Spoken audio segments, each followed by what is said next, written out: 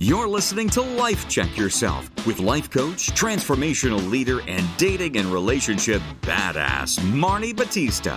Every week, you'll get the raw truth from top experts and real people on the important life and love issues you want to know about.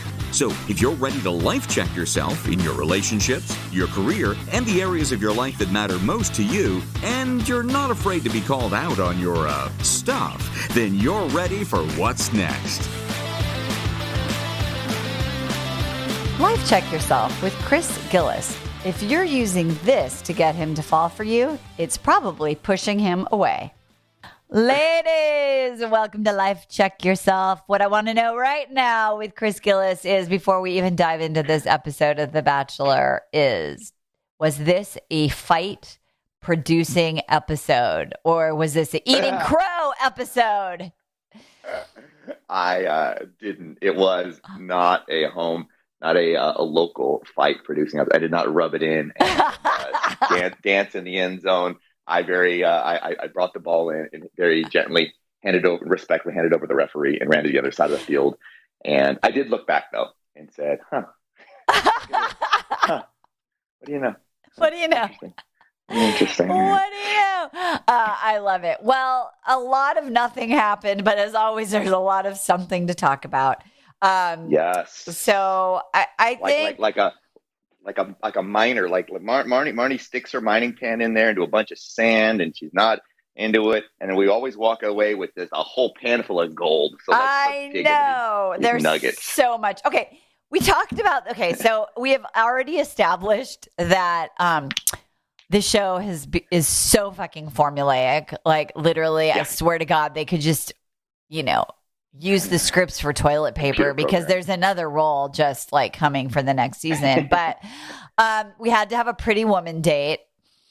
True. And this one pissed me off more than ever. They always do. So if you don't watch the show, this is the setup, is that this guy who's supposed to be handsome, not my cup of tea, Clayton, but he takes a woman out to a fancy ass, couture store, and she gets to have anything she wants. She's treated like a princess. And just, there was so much is it sexist? Is it really just what women actually all want? Because all of them were like, I want to be a princess. And then Jeremy said to me, he was like, when at the point where they went to the dinner part, and they came to he was like, you would love a date like that, wouldn't you? And I was like, I would. Yeah. But it's not the buying the clothes part. I don't really, that's not my dream thing, is to have someone buy me a bunch of shit, because my ex-husband did that in his own way. Oh. It's more the wow, you set up this beautiful thing and you made this dinner and you picked this amazing cool place and it's so super romantic. That, yes. But the buy me a bunch of go ape shit in a place and sit back and sit and do nothing. That's not your dream date. No. And in this particular thing, and this is what I want to ask you about, and this is a show thing, so sorry people, but I have to.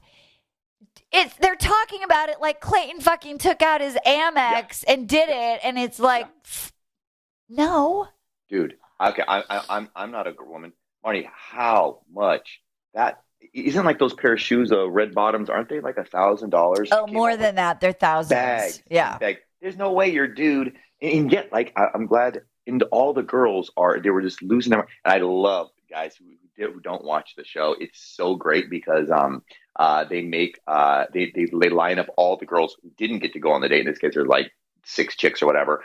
They all sit in the living room right in front of the front door as the woman who just won the date, Susie, comes in, and for some reason every bag is a different color, as if she's I went to 20 different stores. Yeah, exactly. One fucking store. They're all different colors.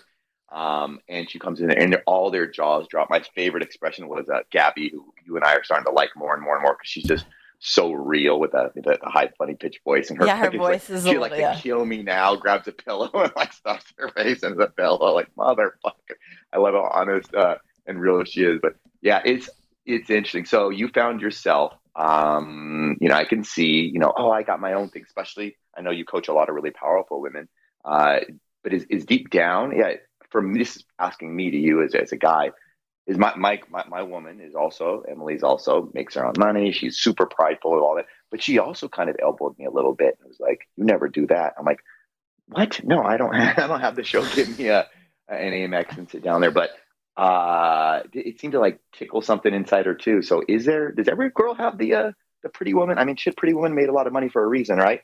Without being, I guess, a prostitute, but to be taken out and be bought, have your man just spend lavishly on you. Well, fantasy. I mean, I think that depending upon when in your life it happens, like it feels really amazing. I think it's like not enough. And I also know women who have had that and nothing else, or like that and whatever, and they're like it's just not enough. I think what women really want is they just wanted to be really treated really like special. Yeah. And I think that is really the why, or the meaning underneath it, is just this like attention to detail and thoughtfulness. And I think even if it doesn't have to be like, everything at the store, right? But it's like, hey, babe, these sunglasses would look so awesome. You're trying on sunglasses. Like, those look awesome on you. You know what? You should have those, right? Like, just like the one thing, like not the 500 things. But most important, I think, is just the idea of wanting to be made to feel special. That women do want that. I don't know anyone who doesn't. I think if they don't, and if you're listening and you're like, I don't need that shit, I would just be like, okay, well then, what is your thing that makes you feel really loved? And you talked about, Clayton just needs words of affirmation. And Eats him up. Right. And some people don't give a shit about gifts. Yeah. So I think it just depends on what your thing is. But I'm sure of all the couples that were watching, there wasn't too many women that were like, I would like to just be treated like special. You would say that again? You would want to be treated. You would want to be made to feel special. But sure. I think, like, I don't want to have that date with doofy ass Clayton. That's for sure. And in this instance, and this is the other thing that women don't love, is let's say it is Clayton, and I don't know what his actual job is, but let's say the guy does that because he feels insecure and that's what he's supposed to do, and he goes into a bunch of debt or puts a bunch of shit on a credit card. Yeah. You don't want that either, right? I think you just gave me a little dating advice. And maybe this is for the listeners, the ladies out there.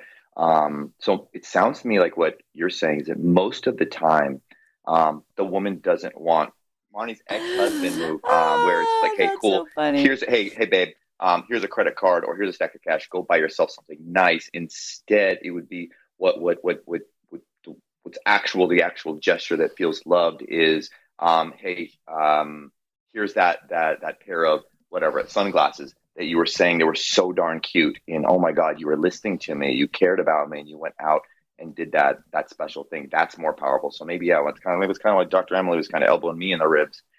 So whereas me, I'm like, oh, I'm off the hook.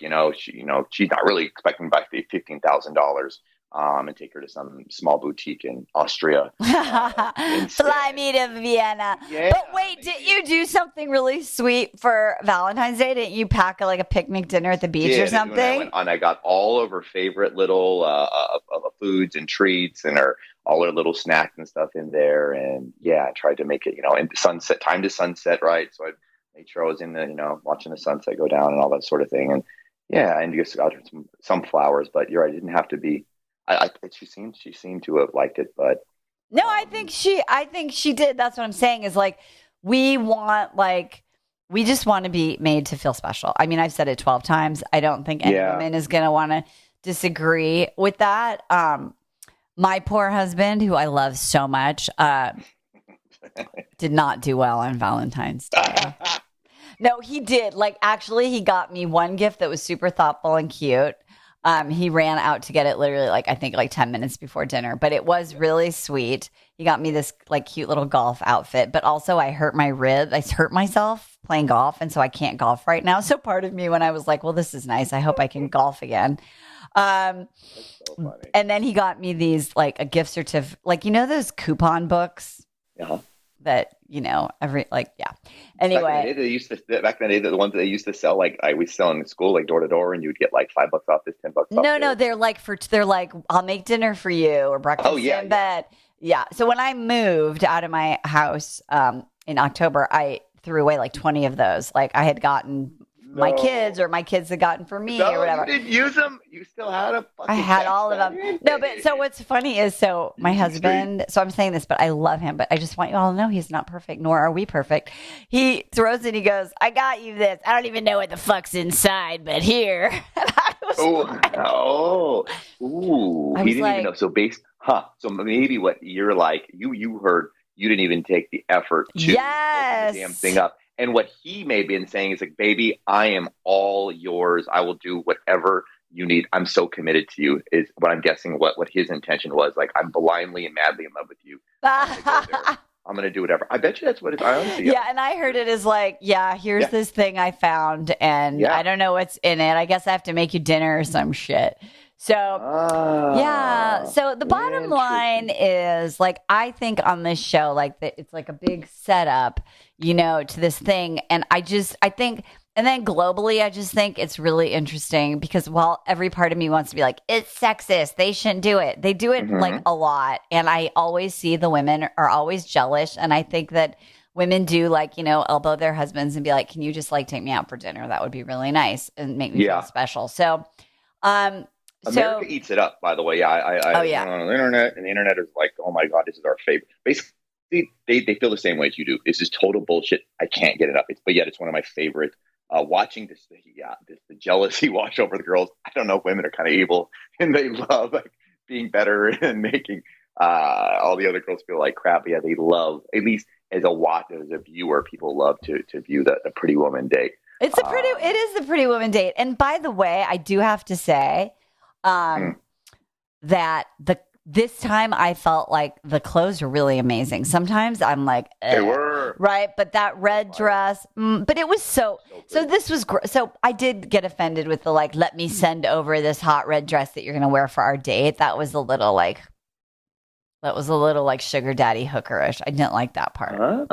Oh, I'm triggered here. I just didn't like that. I was like, and dress up in this. Edit this out. Marni was not a former prostitute. I was definitely not. No, I just edit that one out. No, I just feel like why was that triggering to you? It wasn't triggering. I just feel like as the woman, I want to look at all those amazing clothes and I want to be like empowered and be like, you know what? I feel so sexy in this dress. I'm going to like blow his mind. Not like, I want you to wear this dress and like dress up for me. I don't know. For me, it's just like, I like that to be empowered. See, okay. I thought it was kind of, I would have pulled the big dumb Clayton, and I would have thought that, hey, you know, it was like, wear this, put this on. I'm going to take you out on a surprise here and here, and kind of like, okay. I thought that was kind of the I don't know. Ask Dr. Emily what she would have preferred, because maybe it's just a me thing. She likes it. I'm more fashionable, so she probably would have appreciated it. As a matter of fact, she was just before we started the podcast, she's like having me dress her for work. She's like, no, this is, I was like, babe, that doesn't go together. And she's like, oh, you're right. Okay. So, that's so can't be good at everything. On that. No. Also, by the way, it's a learned skill. Totally. We were watching also on the same note. Speaking of gifts and giving, I just want to throw that out there. Dr. Emily and I are watching, and our like show has been The Sopranos. I think I mentioned to you, and that's that's Tony Soprano. That's his bread and butter move, but he combines them. He's buying gifts. However, what makes him, and people are always indebted to him, that's how he gets his wife gets in a gnarly situation, marrying a mob boss. But it's also he also does very, very thoughtful things. So I think that's the difference. He just doesn't drop the credit card or send him over. Yeah, people are always like, holy moly, you listen to me. And yes, and that's like his secret weapon. I love that. Do you want to know what I gave Jeremy for Valentine's Day? Yes, please. Okay, first of all, that blows me away. Ladies who are listening, or if it's social media on here, do you guys give, is this normal, or is Marni just, because I mentioned that to Dr. Emily, kind of a bitchy move by me. I was like, oh wow, hey, did you know that Marni gave Jeremy a gift, and apparently other women make Valentine's Day just not about receiving, but about sharing things.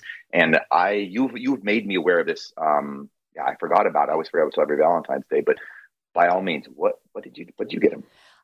So I made him I got this little mason jar, and I bought some fucking construction paper, and I color coded it. So it was like, pink is like things I really love about you. Green is my favorite memories. And yellow was like things I look forward to. And I sat my ass down here for like an hour, and I wrote all these little things, and I put them in a jar, and I decorated the jar with damn stickers. Wow. And now I'm like, before we watch the show, I'm like, do you want to open? He was like, oh, that's cute. He does appreciate it. But I'm like, open a thing from your jar. Open a thing from your jar. Yeah. So that's what I did, because I used to get him candy and sugar, because that's basically the thing that made him happy. Addiction. Other than like a $15,000 surfboard or something. So, but I'm not doing that anymore. So I just thought, you know what? I'm going to go old school. And I love it. So that's what. And I was inspired by Reality Reina. We both sat down together and did that for our mans. So what? We're not talking about The Bachelor anymore. No, but it is. But we're not. That's fine. But this is definitely dating. So for the gals listening to this, because Emily did something similar for me. She wrote me like a little love note, and she folded it just like you, very elementary school style. But I loved it too. Like she folded it up, all funky and like, hey, open at your own risk, like all sorts of silly. Oh, like you that's find a so note cute. in class, you stick in someone's desk, and I actually liked it too. So I would suffice to say that even if Jeremy and I, if that's not our love language, you know what though, Marni, it definitely lets us know, hey, our person they really do love us, even if it did kind of, I am kind of into the nostalgic, and I do hold on to like mementos and things like that, those cute letters and notes and that sort of thing. As you know, I got rid of ones from exes recently. I was like, what am I still carrying these around? But yeah, they do hit me heavy. So what is that? Is that what love language would that tick off? I think it's like acts of service, like if somebody gives you something, or they like write you a letter, or it's like, very like, it takes. It's not a gift. Yeah. It's kind of the thoughtfulness one. Yeah. I don't know. But I have another question. Yeah. Let's talk about being performative. Well, actually, no, I have two things I want to talk about before we end today. One is the couples therapy thing they did, the Transylvania session. Yeah, so they're in Vienna. Oh my God. And there's this Viennese psychotherapist, but we make it be about Freud. They're like, we're going to psychoanalyze you. And I'm like, that's weird. But they end up having this couples thing. And Jeremy and I were like laughing hysterically, because we're like, who the fuck goes to couples counseling at the beginning when you're happy? Like most people don't go to you don't meet Dr. Emily in the first 6 months. You're like, hey babe, want to go to couples counseling just to make sure we're compatible? Yeah. No, you're like, oh shit, I really love you. We're starting to have some patterns. Let's get help. So the whole setup, again, completely ridiculous. But what did you think about, so in this episode, like all the ladies go into a session with Clayton, and I thought it was super weird that Clayton really didn't have to talk. He didn't have to share hardly anything, except once again, he's evaluating everybody. Like they speak and he goes, I really like what you're saying. I really feel like you're opening up to me. He's so weird. What did you think of that? I thought that is super important for people who have, I just want to point out, and I'm guessing you'll agree with me, that if you haven't done therapy and you're scared to do therapy, guys, this isn't what real therapy looks like. Do not be afraid of it. This is not representative of sitting in a giant mahogany, 3-storied, like I said, Transylvania looking room with a woman who just asked you, just fillets you and asked you to open it up with a camera crew and the entire world watching exactly. for the first time to explore. Oh, you've never gone to therapy before. Well, let's start now. Click. I heard you have some walls and some, you're having having trouble expressing things. Let's see, maybe now you can do it. It's actually very pointed questions. So I thought that's definitely it was a bad look for Freud's rolling in his grave somewhere right now. But I think, Marn, he had to do this because, like we said, because Clayton's got a little pile of Pete in him, and he's just so bad about. They're about talking about nothing, like you said. It's so goddamn formulaic. Every woman's response can be checked off of a box of 10 responses.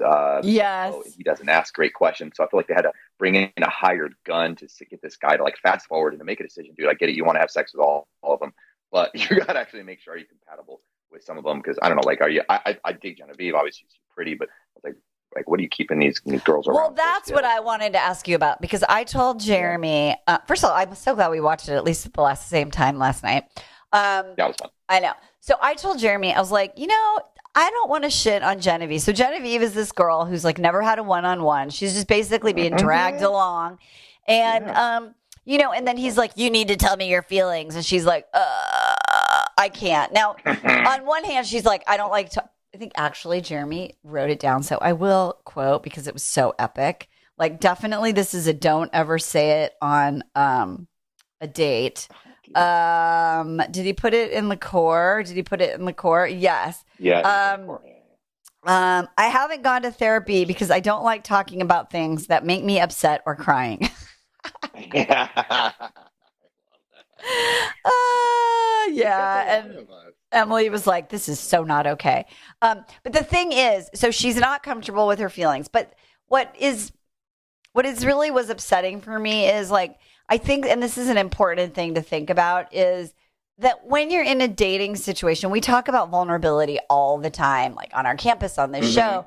Like, there has to be context in which it feels safe to be vulnerable. And if you've been like hanging out with a guy and he never asks you out, and then suddenly he's like, so how do you feel about me?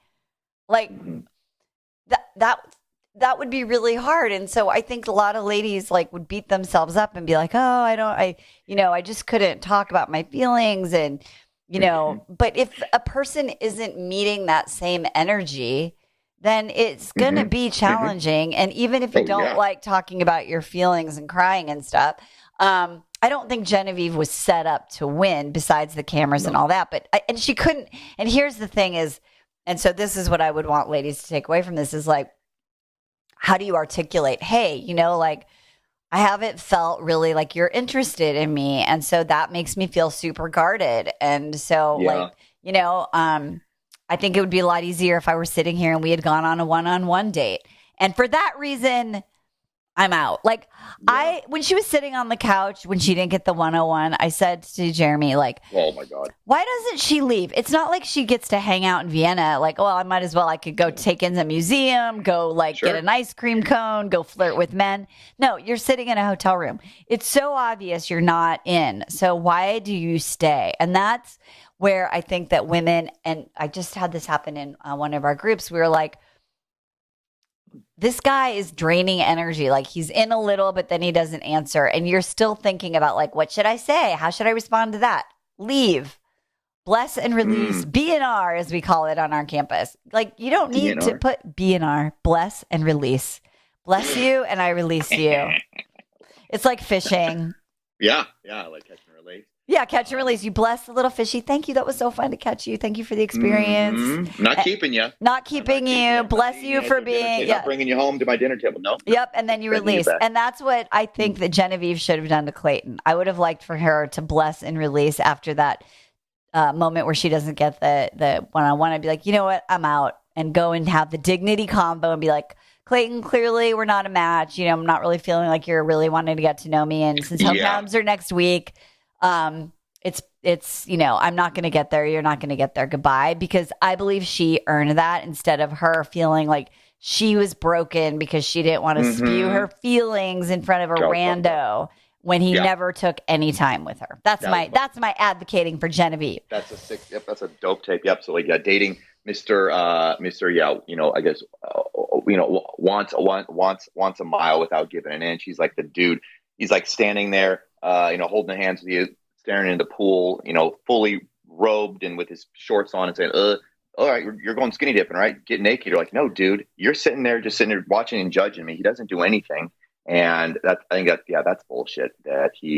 She got a raw deal, Genevieve. I don't know how far she would have gone, but remember her only date was a fucking the 2-on-1 battle of her versus Shanae in a weird park with a strange bench, like IKEA bench, like standing in the middle of the park, and then they moved it over like 10 feet and then talked about Shanae.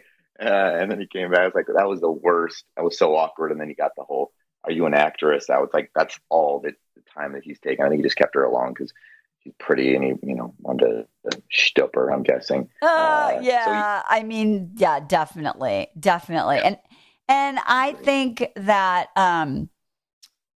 if you really are like, I don't like to cry and I don't like to have feelings, like, yeah, you should go to therapy on your own first or go get coaching first. And then, find a guy who will have those conversations with you, privately and with someone else. But yeah, I like that they had, it was kind of so both extremes on here. We have, the woman who is probably like many of the listeners, probably more normal, the woman who, has difficulty accessing her feelings and then expressing them. And then on the other side is the woman who weaponizes emotions, or fake or artificial emotions and tears. And when one girl can't produce them, no matter what, they're just locked down there. And the other woman, well, she tried to produce them. In the end, she couldn't. Because she quote unquote ran all out of tears, used them all. Oh yeah, well let's talk about. We could talk about that. Let's go. Okay, so first of all, we talked about how women can feel sad and not cry, and women can cry and not feel sad. And what I want to know, so in this episode, Sarah does her like, but I was like her fake crying thing. And Clayton doesn't buy it. And he literally is like, you're fake as fuck. And she did this in the therapist's office. And while we were watching that, I was like, Dr. Emily, do you think she's going to buy it? And the therapist doesn't buy it at all. Do you think Clayton really was like, oh, I'm so surprised. This doesn't seem real. Or he knew that all along and he was just waiting to get rid of her until he could in this show. Golly. I think it took the producers hitting them over the head with a mallet and then having to bring in a therapist. And also, side note, interesting note, how funny is it that even before the fake crier started, Sarah tried, the one who weaponized her emotion, feelings or tears, she starts going off on like this, to use her word, like a performative monologue about how much she loves therapy and loves talking about her feelings and this sort of thing. And almost she was a little too happy to dance in that arena, which was interesting. And I think there's a red flag on dating guys like that as well. I've heard some, dudes who also weaponize their openness, and you have a term for that, don't you, Marni? Like a person who's like overly sharing and cries or whatever. It just kind of uses it to make the woman think that, oh, he's so open, he's so vulnerable. Which is actually that's exactly what these girls were doing with Clayton, because they just use that metric of the fucking vulnerability. The vulnerability doesn't even mean anything anymore, right? I feel like they just use that and they put so much weight on that, and that's how they know I can, filter out all these other women. The Genevieves, for example, I don't have to sit there and ask her questions and share who I am, but instead just simply, oh, are they vulnerable? Are they crying? Are they sharing something deep and personal? If so, move on to the next round. Well, yeah, and I don't know. I think it's interesting when you were on your trip, Robbie Kramer and I were talking about how like it's all so orchestrated, and like in real life, I think there are women that cry. We talked about this last week, but there are women who cry to get shit, and I talked about how I used to be that person for sure back in like my 20s or whatever. But the thing is, like, I think that it goes both ways. So the men they don't necessarily cry, but if a woman is like, this isn't okay, and I need you to this is, I'm really angry. And they're like, oh, I'm so sorry. I'm such a bad person. I'm working so hard and now I've ruined it for I've ruined it for us. And you're just like, bleh. But for me, but for some women, they're like, oh my God, I feel so guilty. I shouldn't have set that boundary. I shouldn't have asked for that. Yeah. And so I think the global thing is, and I can see how I've done this in my life in different times, in different ways with different things, is that there's this thing that if we didn't get what we needed when we were younger in different ways, whether it's money or love or attention or affection or whatever it is, and we feel like if we become a victim, if we victimize ourselves, if we go to like, I'm not capable or I need help, we get what we want. Right. And so I think using that as a way to get your needs met is going to bite you in the ass long term in your life. And so what I would say is that for Sarah, if this is real for her, like this is not a long-term thing. Like, did she cry to her daddy to get attention? Does she, does she do that with her boss? Does she do that, And so that's what I really think is that if you're listening and you're like, I always melt down, but then I get, I get out of situations, or someone stops yelling at me, or I make someone stop, blah, blah, blah, or someone gives me money or love or time. I think that's really the thing to look at. That's powerful.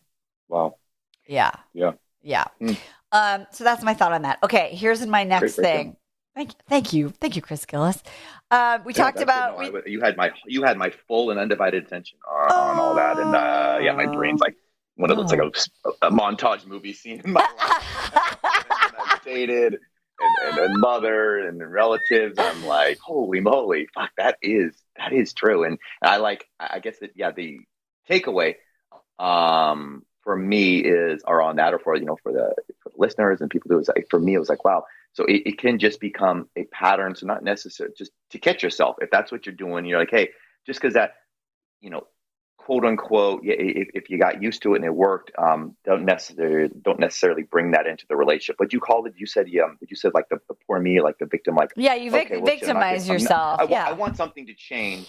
So therefore, I'm going to go into, a bag of tools. I mean, shit, at the end of the day, right? We all use that trick when we were 2 months old, 1 month old, couple weeks old, right? Yeah. We were hungry, cry, cry, yeah. And some of us moved on, and some of us, it just worked. We're so darn cute and adorable and have great, we're pretty criers.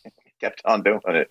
Until the wheels fall off. And the wheels are still barely on there, but not ready to be moved on to that new sexy relationship that we want. Yeah, no, it's fucked up. Don't work. Okay. Last thing, when you think about this, how to ask for validation from a place of being empowered and not victim-y, Rachel, who I think might be the front runner, the pilot. Rachel's that's the pilot, right? Eyebrows that are kind of like, okay, yeah. She wants to do that weird thing where she glues her eyebrows up. Yeah.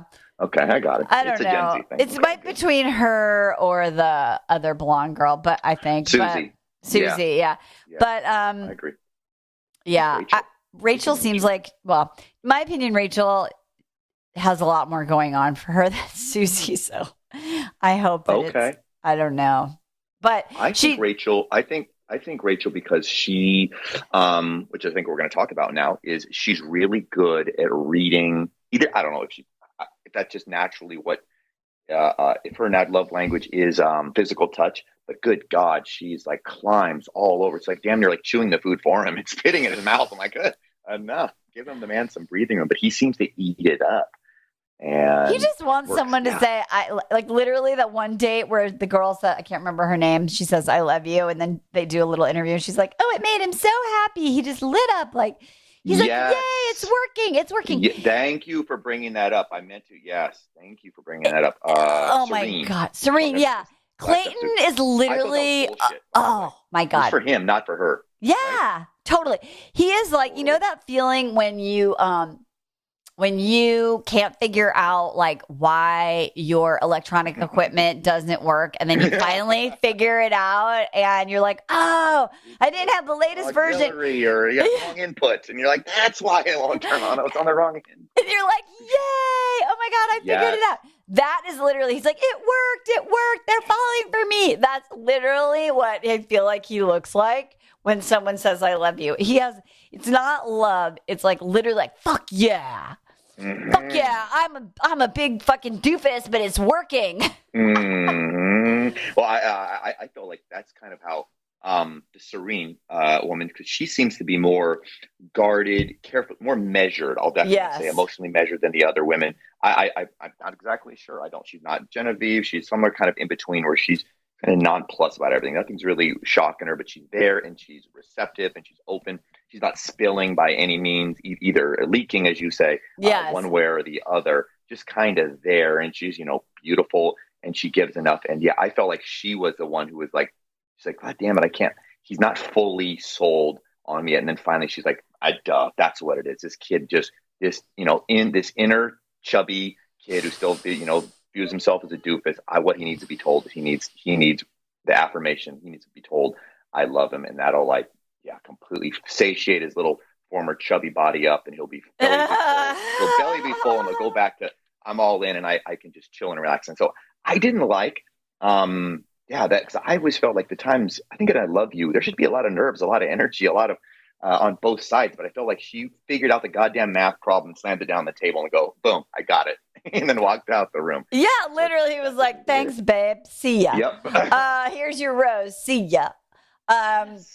So yeah, what a crappy first way, by the way, to that's not how the first I love you should be shared. I know. Over some plastic food with a rose. Right. So gross. Yeah, Plus I love that you had that same interpretation. Dr. Emily did not get that, but you and I kind of have the same feelers. I just was like, that's just like, he just wants people to fucking fall in love with him.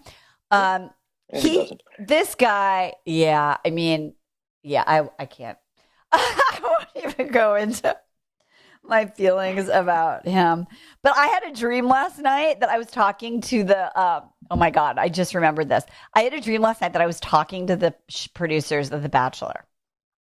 Oh, whoa. Mark Burnett and the whole.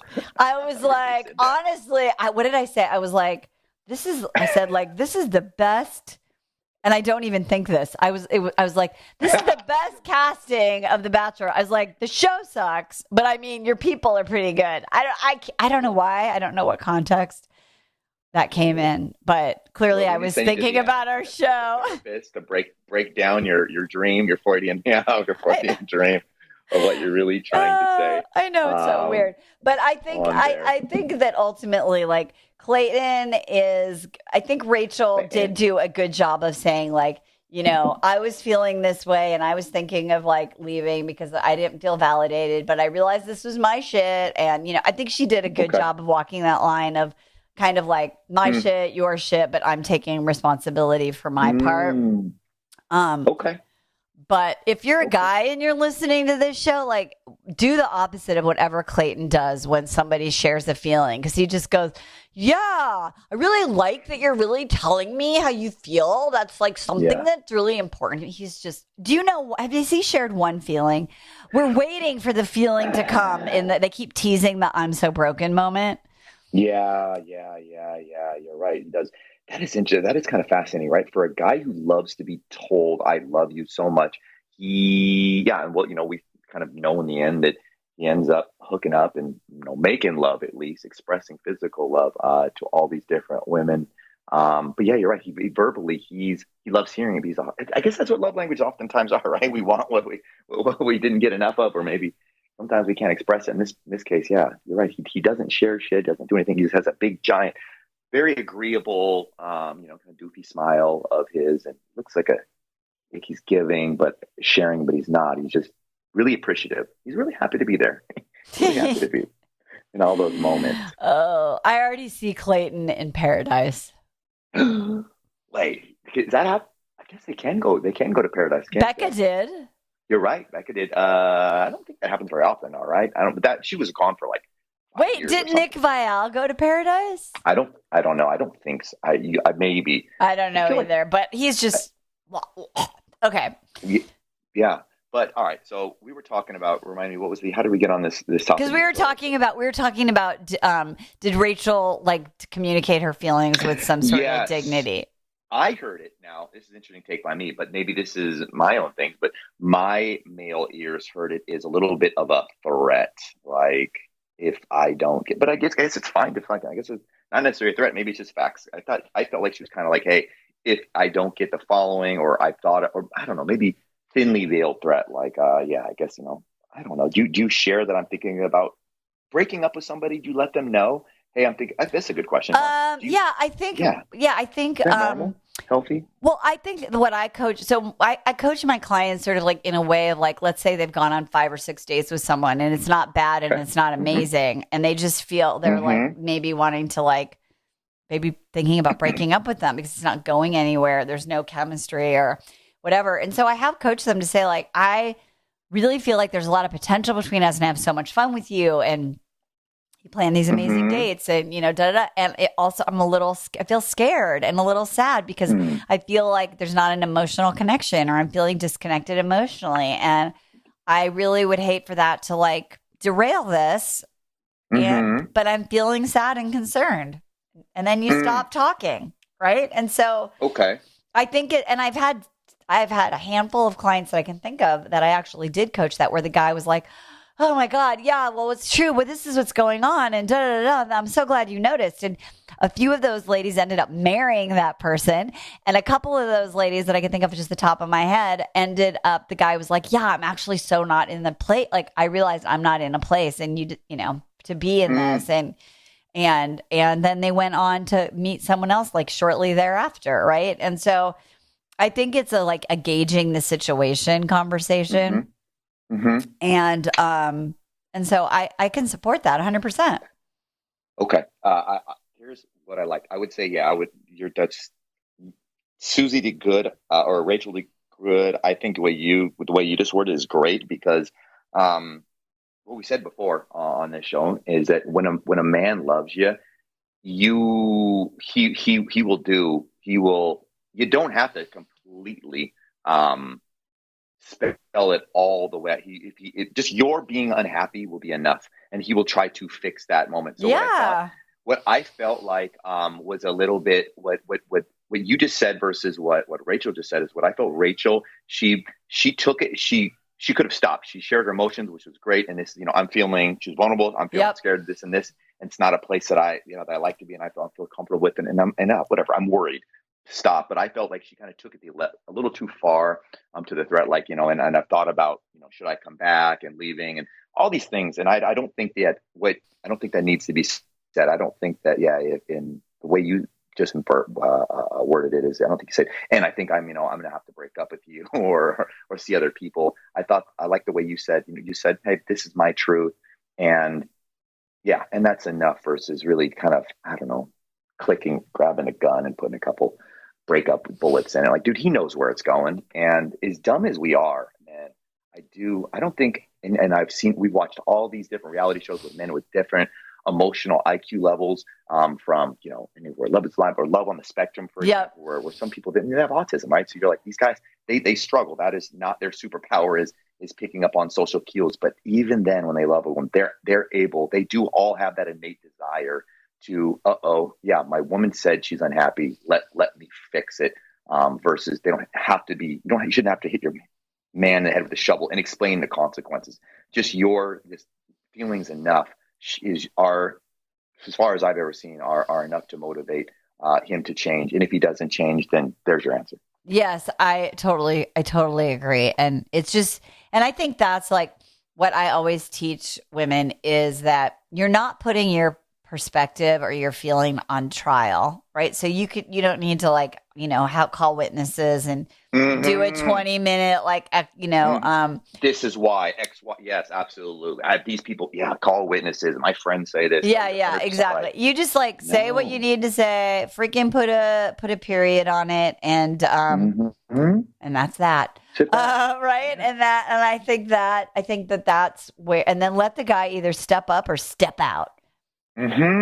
Love it. That's my feeling. God, we talked so long. Once again, Nothing happened, but so much to All say. this gold. I know. It was really gold. That's how it is, babe. I know. You're like, that's how it is, babe. You're so good. So next week is hometowns.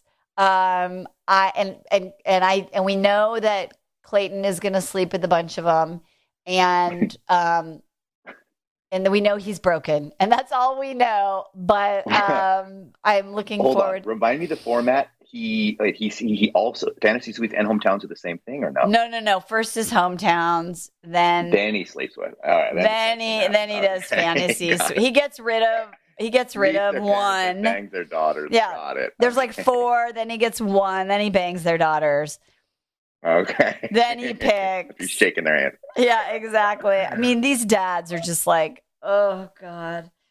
But hey, if this is the life that you want. I was interviewing, this is the last thing I'll say. If I was interviewing this guy yesterday who was super brilliant, Brian Ellis, for the show. He has a podcast called The Fail Journal, and he's a super successful business dude. But we were talking about, relationships and the sort of the what makes you want to be with somebody. And he was saying that, like, when you sleep with someone, on that first date, or when you sleep with someone and it's just like transactional, it loses the spark. There's just a spark that maybe gets missed. That there, and he said he dated. Oh, I won't listen to that episode when it comes out, people. He talks a lot about dating, but I think that that's sort of like what we're looking at is that, and this is a preview, is, who he sleeps with and whatever. And, in this show, again, because it's so fucking formulaic, like, it's just becoming more and more transactional. And, they're all thinking about it and, does it help me win? And you showed me a book about like how to win the show. And so we'll just see what happens, because there's not been a lot of emotion on his side, and I think it has been very transactional. It'll be interesting to see if he has a day of reckoning, because in the end, if what you are looking for is fame or attention, and then that happens, you find out that it really didn't give you what you needed. And so Let's see if any of these lovely people can really get what they really need, not just attention. Absolutely. We talk about this in some of your seminars when we talk about sleeping. It's always a question is, when, is it okay to sleep with the guy and it's for date and blah, blah, blah. And I'm curious to see, it could sound the why. Well, why is Clayton sleeping? Is it, with these women? Is it because, he actually has this genuine, heartfelt connections because they get him and he gets them, and is it true love, which I doubt it, or is it kind of go back to this recurring theme of this I'm not enough gluttonous Clayton, who's trying to fill a void with these women, and because that's a very different session of doing the sex than having these actual, like you mentioned, transactional to try to fill something that's empty inside versus actually having a genuine connections. Yeah. And we don't know. We just don't know what's going to happen. But whatever you do, ladies, it's really important that you do one thing. Listen to this episode. You write down every single thing that you're like, maybe I do this. And then you say, it is time to life check myself. Always. Mr. Gillis, I will talk to you next week for another rousing rendition of this show. And ladies, again, do what you got to do. We'll see you next week. Bye-bye. Hey, thanks for tuning into today's show. So if being in an intimate relationship in which you feel 100% seen, heard, and accepted by a high caliber man is a priority for you right now, and you're interested in seeing if you're a fit for working with me and my team at Dating with Dignity, here's what I want you to do. Just head over to dwdvip.com That's D as in dating, W, D as in dating, VIP.com, and book a call to speak with my team. We'll get on the phone with you for about 60 minutes, and you'll get crystal clear on what's stopping you from finding true love right now. We'll also take a look at what you want to create, what you want your whole life to look like when you're able to finally be fully expressed as a woman in a healthy relationship with an incredible guy. And if we can help you get from where you are right now to where you want to be, we will show you the fastest path possible that makes sense for you to do that. We help smart, successful women all over the world solve this one missing piece in their life so they can finally have it all. So to see if we can help you do the same thing, head over to DWDVIP.com. I'm Marni Battista, and let's talk soon.